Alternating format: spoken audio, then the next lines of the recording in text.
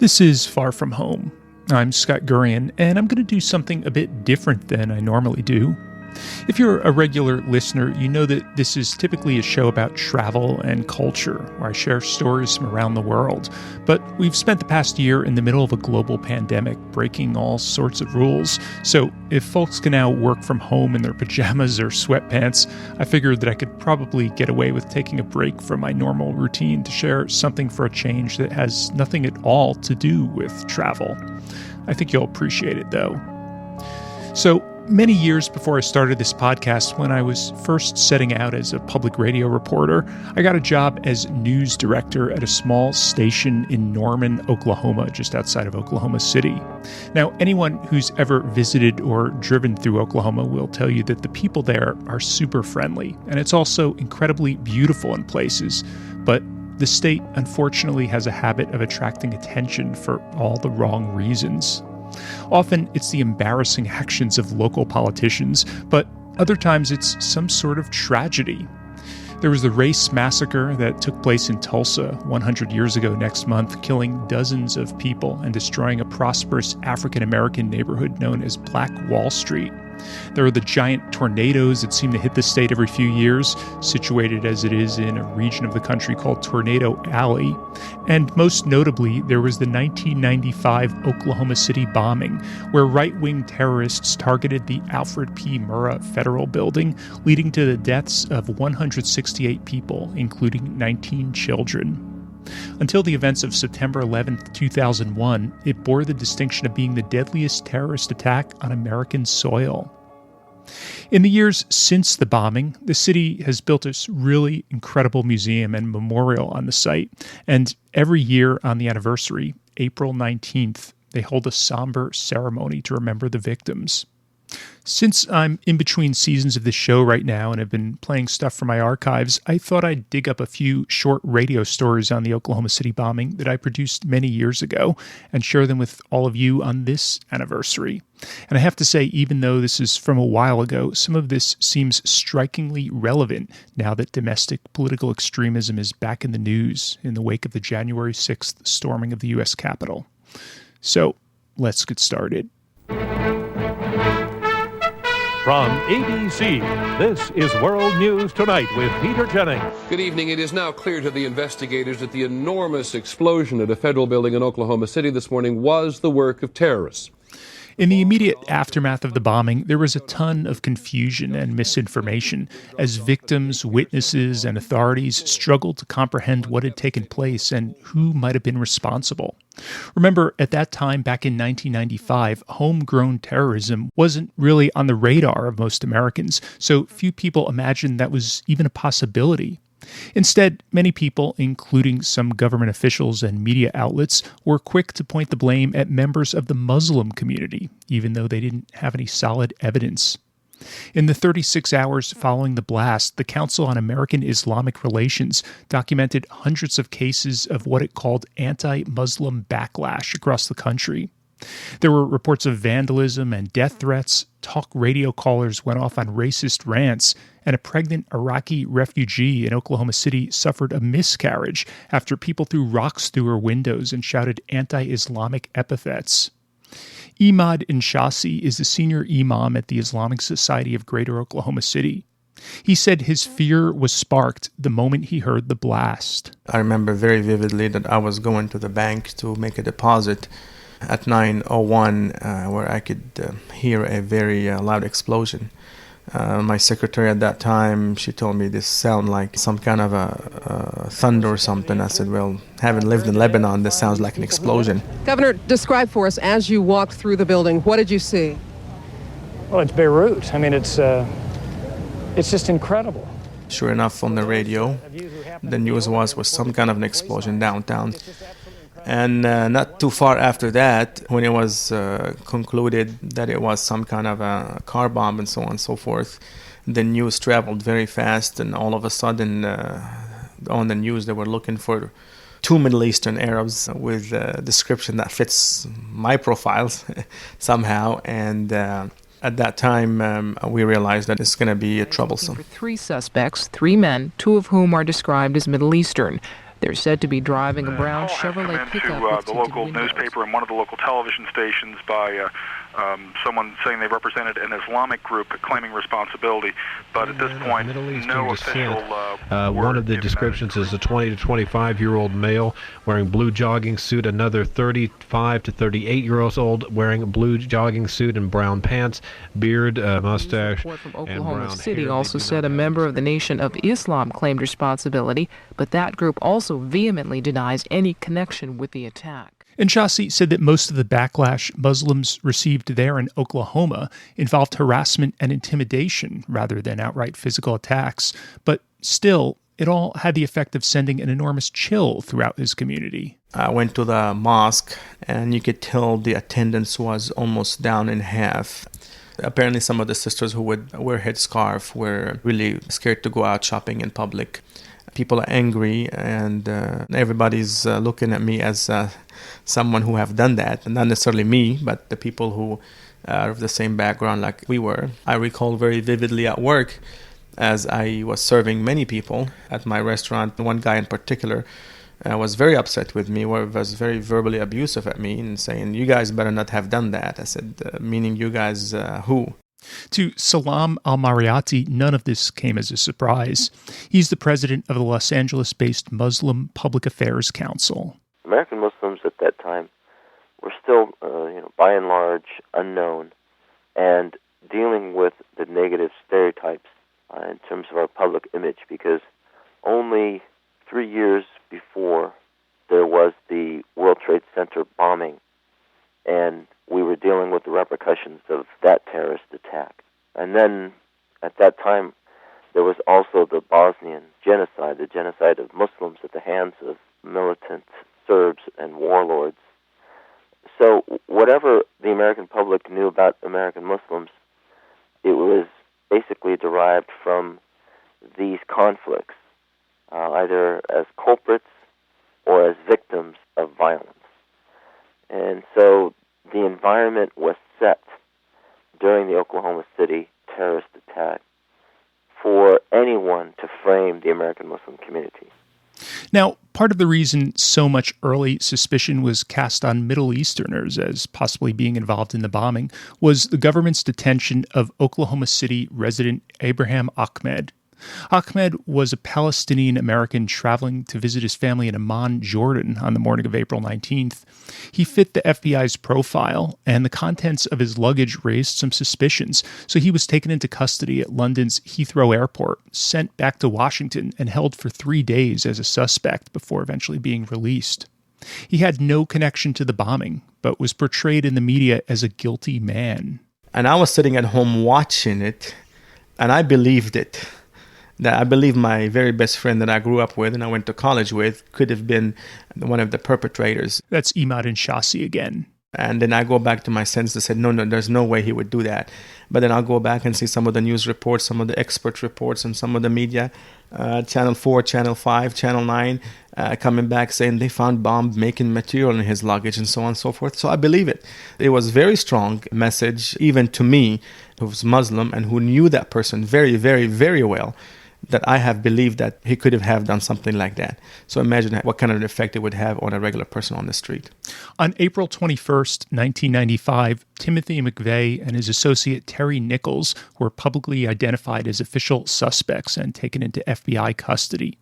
It had only been 2 days since the bombing, but for American Muslims, it felt like an eternity. Looking back, Ibrahim Hooper from the Council on American Islamic Relations says the whole experience taught the country a great lesson. After those first initial days, when it was thought that Middle Easterners or Muslims or whoever had done it, we saw that when it was clear that that was not the case, it was like a slap in the face for many people. And they recognized that, this isn't the way you need to look at things, that you can have domestic terrorism, that people who look like, quote, regular Americans can be terrorists.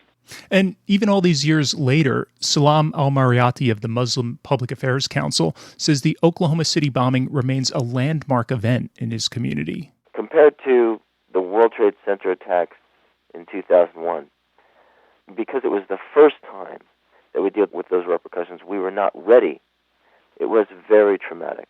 The president, and at that time it was President Clinton, did not come out and say, we knew who the enemies are, we know who the culprits are. That in itself could have alleviated much of the scapegoating and the harassment at that time. In 9/11, as bad as that was, President Bush came out immediately and said there were 19 hijackers of Muslim and Arab background, but we want to make it very clear that the American Muslim community is part of our American society, and people should not take out their anger and their devastations on the American Muslim community. So I think because of that difference, Oklahoma City is something that we'll remember as one of the first tests in the American Muslim community's struggle to be integrated into American pluralism. Though September 11th is the first thing that comes to mind when most Americans think of the word terrorism, it's long been the case that the vast majority of threats have come not from foreign groups, but from extremists here at home. And that threat has only grown more powerful in recent years. According to one study, white supremacists and other right-wing extremists carried out 2/3 of all terrorist plots and attacks in the country last year. Experts who study this sort of thing have been warning for a long time that we need to pay more attention to all this. It's long overdue, but finally, it appears like the government has started to listen.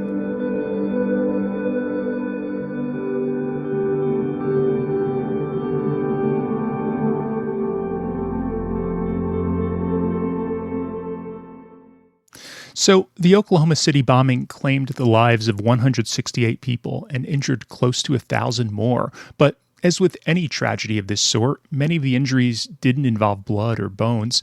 I'm talking about the hidden emotional and psychological harm that took years to heal, especially among survivors and first responders. Here's the story of one of them, former Oklahoma City police officer Jim Ramsey. And just a trigger warning that there's some discussion of violence, drug use, and suicide. I really decided that I want to become a police officer back in 5th and 6th grade when they ask you what you want to do when you grow up. And I said that I want to be a police officer and a race car driver. And at the time, I got the best of both worlds. I got hired in 1990 as a 21-year-old rookie, started my career working down south. I was so sheltered in my life that I didn't even realize that we had a south side Oklahoma City. I was raised up on the northwest side and never knew where I was working even existed until the day I pulled a police car out and started working it. When the bombing happened, Jim was only 25 and had been on the force for just 4 years. It was just normal any other day. I was on bicycle patrol at the time, and we were doing our lineup, and we had this new guy come in, and the supervisor sits in a specific chair, and we started laughing, and then all of a sudden, just this horrendous explosion, thinking it was just outside our building. And I remember we ran upstairs and looked over towards the east and saw the billowing smoke. And I remember one thing that I noticed at the time was this piece of paper flipping end over end towards me. And I don't really know what the significance of that was, but that was the one thing that I remember about that morning, specifically before it all started.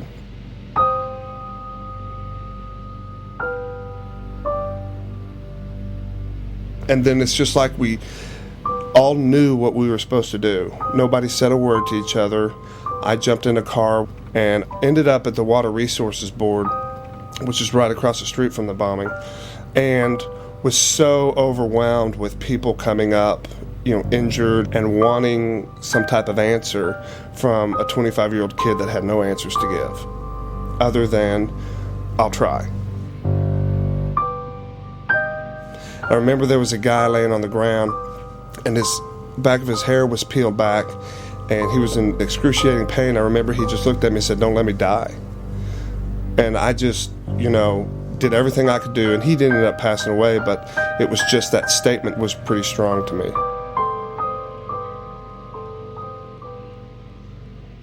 About an hour and a half later, that's when I kind of slowed down just a little bit, enough to look at the building and was just amazed. And then I ended up in the daycare section and was carrying the kids that had passed away out of the building. And at the time, I had a 3-year-old daughter, which most of these children that were carrying out were the same size. It was just really a struggle for me to do. We got everybody out of that area, and the second bomb scare came. And I remember a supervisor saying, "Evacuate the building, that's an order." And I looked up on the 8th floor, and there was 2 women trapped, and they were screaming, don't leave," as everybody's leaving. And I looked up, and I gave them the okay, the universal okay sign, and said, "It's going to be okay." And then I thought to myself, I must look like such a moron. Everybody's running out of the building. These 2 ladies are trapped, and there's a police officer saying it's going to be okay. And then I don't know what happened. A sidebar, I'm very scared of heights. I don't put Christmas lights up on my house. I don't crawl up on ladders. I don't do anything like that. I had an accident when I was 12 years old, 13-year-old, which has made me not want to do heights, so I don't do heights. An officer ran into the building, and I don't know what clicked in me, but I just followed him up. Another officer followed me, and as we were running up the stairs, which weren't normal stairs, they were just overflowed with desks and doors and rocks, and so you were just climbing up 8 floors. You weren't stepping up. The officer said behind me, "You know, Jim," he said, "if it is a bomb and it goes off, we'll never know." And people look at that and say, "Man, that's such a crazy thing to say," but at the time, it was probably the most comforting thing he could have said to me. We got to the 8th floor, and there was no way to get to him other than climbing on the outside of the building. And I hung myself on the outside of the building, and another officer went across, and, long story short, we scurried the 2 women back across. I went downstairs, dropped them off to the victims unit that they had set up down there, and then kept going back inside and digging and helping. About 2:30, a fireman came into the building with a loud horn and said, "If you're not a fireman, leave the building now," which out of that whole day made me more mad than anything. Who is this man to say to me, after I've been here for 6 hours, to leave the building? If you think about it, the fire department didn't go in the building because they were, lack of a better word, more educated on the structural sound of the building, so they were using their heads.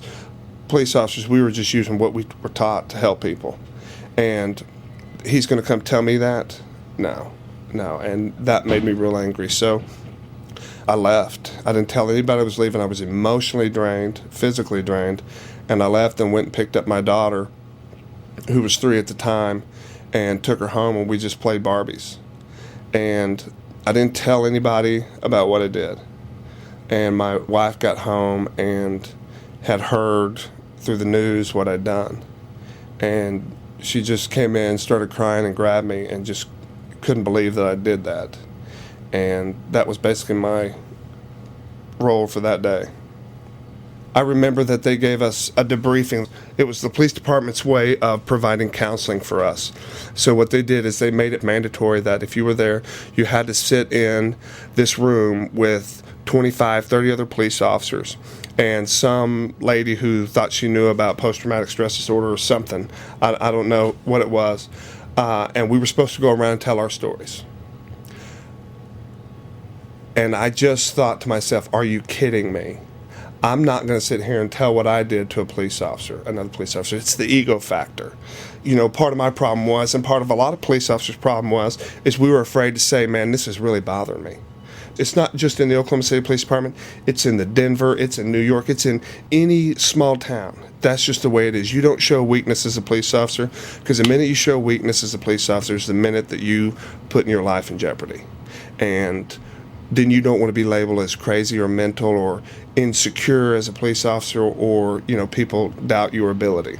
But although none of the officers ever talked about what they had experienced, Jim knew he wasn't the only one struggling. So was his fellow cop and best friend, Sergeant Terrence Yakey. I met him in 1990. He was over in the Gulf War, and he had came back, and he was riding the same area as I was. We were different shifts, but we worked together for about 5 hours during the night. And I remember I was working Kerr Village, which is at 15th and South Portland area, I-44, and I had gotten a foot chase. And I had left my car open, and I was chasing this guy because I was a young rookie. I mean, I didn't know what I was doing. And so I look back behind me, and I see this huge person running. I mean, just monstrous person running towards me. He ends up catching the guy. He had locked my car before. He ends up catching the guy. And the first thing he said to me is he said, "I saved your life, you owe me." From that moment on, we became buddies. I mean, on our days off, we spent the days together. We went to eat. We worked extra jobs together. There was an extra job we worked for a solid year. Every Friday and Saturday night, we were together all night. And we really bonded, but we never talked about that day. I'd gone to work on about May 6th and talked to Terry, and we were supposed to go to lunch May 7th. And May 7th came around, and he didn't show up to work. And so they were asking me if I knew where he was. I didn't have a clue. And they went by his house, and his police car was there, but his car wasn't. And Wednesday showed up to work, nothing. And then Wednesday night, I remember it was 10:30, and my supervisor called and said, they found Terry. And I said, "What do you mean they found Terry?" She said, "Well, he's dead. He killed himself." And I remember the moment vividly. And I remember my ex-wife hearing it and knowing from my reaction what had just happened. And the first thing my supervisor says is, "Do not go out there." She says, "I'm telling you, I do not want you to go out there." And so I went and met some friends, and we all kind of grieved together that night. And then I really wanted to be there for his family. So I started hanging with his family and kind of being there, and I was real shocked at the response of the police department. There was not much help from the police department. I mean, I had to help them get some ideas on a funeral, where to go. And then Saturday morning at 10 o'clock, I buried my best friend.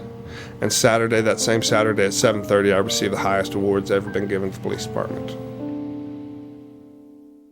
Although it was meant to honor him and Jim appreciated the gesture, he couldn't help but feel deeply embarrassed and uncomfortable that he was being placed in the spotlight. Why was I elevated above everybody else? Why was what I did better than what Terry did? Or better than Frank Cook did, or Lynn McCumber, or any of these, John Avery, any of these hundreds of people that got awards that day? Why did I get the recognition? I didn't want that. I didn't ask for this award. And Terry knew I didn't want it. My best friend was so emotionally distraught that he took his life. He took his life because he wasn't able to talk about it. He didn't know how to talk about it. He didn't know how to deal with it. Well, look at it now. I didn't either. I had no clue how to deal with it. Well, I thought I did. People look at me and think, "Man, he's good." But in actuality, I wasn't. My problem, Terry's hurt took about a year to manifest, and he killed himself. Mine took about 10 years to manifest, and I socially, morally, mentally killed myself. Is what I did. Around this time, Jim Ramsey was diagnosed with post-traumatic stress disorder, but he didn't take his medicine because he didn't want anyone to find out. Things started going downhill quickly. He had really bad nightmares and would wake up shaking, unable to fall back asleep. His wife divorced him. He quit the police force in disgrace after 13 years, and his landscaping company that had taken him 5 years to build went out of business over the course of 2 months. So he started looking for ways to compensate. I started medicating with things. I medicated with gambling. I lost over $50,000 gambling just within a year. Me and my wife had saved up for a house that we wanted, and I gambled it all. Went to treatment, beat the gambling, and then started medicating with work, money, the fast life, alcohol, women, and then finally cocaine.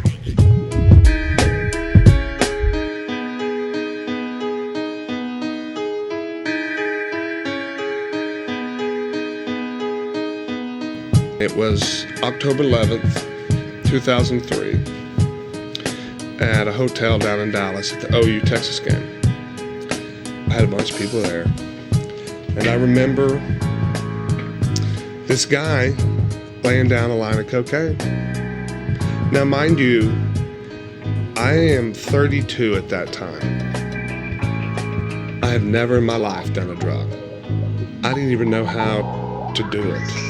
I didn't even know how. And I did that first line. And I've had people ask me, Jim, when you did that first line, did you like it? No, I didn't like it. I absolutely loved it. I absolutely thought it was the best thing in the world because it made me feel like I'd been feeling for 13 years, running and gunning, adrenaline. Nothing could stop me 10 feet tall and bulletproof. That's what that stuff made me feel like. And that's what I was used to. The first line I took is I was addicted. You weren't not going to give me another one. I wanted another one, and I want another one, and I'm going to do it tomorrow. I'm going to go to sleep tonight, and I'm going to do it tomorrow. I'm going to start all over. This stuff makes me feel great.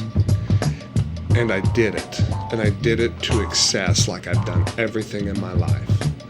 My landscape business, I didn't do it halfway. I did it the best I could do it. When I was a police officer, I did the best I could do it. When I started getting married, I was the best husband out there. And I was the best cocaine addict out there. I could do more cocaine than 5 guys. I was good at it. And my life finally went, fast. It's amazing. Then what happens is you get that first initial high. Then you have to start chasing to keep that high. Well, you don't ever catch it. And that's how I was with my life. I always chased everything but never caught it. So it was perfect. I was living my life like I was used to living now. But I was just doing something bad.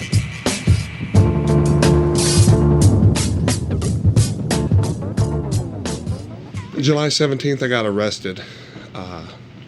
They set me up. They were out for me. But looking at that was the best thing that ever happened to me. I spent 8 days in county jail. The most humbling, humiliating experience I've ever been in. I became what I fought against for 13 years. That I defended people from and despised. I was that person. And I remember going to Judge Black's courtroom, standing in front of him with oranges on. I just looked at him, I started crying. I said, Your Honor, I need help. And he looked at me, he says, Jim, he says, what is going on? Get yourself together. And they set a treatment program up called Clay Crossing, which is a 90-day program. All men on a farm setting. Best thing ever happened to me. These guys taught me how to feel myself, how to express my emotions. The most important thing that they taught, and when I first got there, they kept saying it, and I just want to say, shut up. But they kept saying, slow down, it'll be okay. And that's what I live my life by now, is slow down, it'll be okay. When I interviewed him, he had recently completed drug treatment and was working as a manager at a friend's chicken restaurant, slowly trying to rebuild his life. He told me the pace of things was totally different from how it used to be, but looking back, he felt like he'd learned from his mistakes. I didn't want to deal with what I needed to deal with. It was easier for me to go out and make a lot of money and spend a lot of money or work, or it was always something. And finally I've learned that I don't have to. I don't make a tenth of what I made back then, but I'm more happy now financially than I was back then. Because I don't live the fast life right now. I don't want to live the fast life. I did it. Everybody dreams of being the big man and spending the money. I did that. I was the hero cop. I was, the one that people respect in the community, that people looked up to. I don't want that label anymore. I just want to be a restaurant manager that goes home at night and makes my salary, and then that's it. That's what I want to be. He reestablished relationships with his ex-wife and family, and eventually got remarried. And despite everything, he told me he wasn't embarrassed about his past and no longer cared about being judged. He didn't have any long-term plans. Mostly, he was just happy to be alive, taking things one day at a time. I just live today, and then I go to sleep, and I thank God for my day, and I ask for Him to give me a good day tomorrow.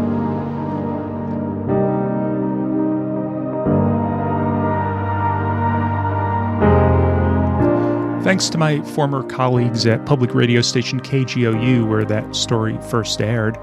And thanks also to my editors at On the Media, where a version of my story about the Muslim community originally aired.